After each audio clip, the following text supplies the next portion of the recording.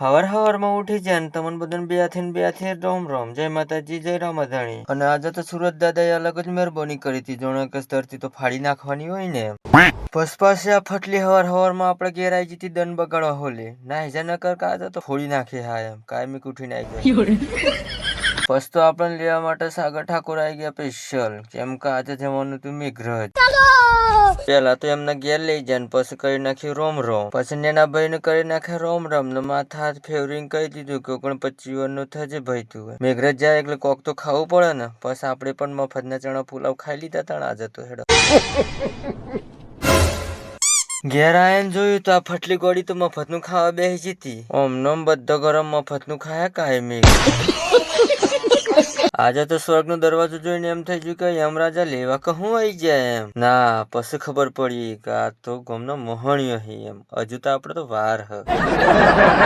હવે આને શું કેવું કહો તમે જ કહી દો, કોમેન્ટમાં લખી કાઢો તમારે જે કેવું હોય, મારે કોઈ નહીં કેવું. ગધડા ઉપર જપની પડ્યો તે આવી ગયા એકલા ઉપર. તમે લાઈક કોમેન્ટ ફોલો કરતા જજો.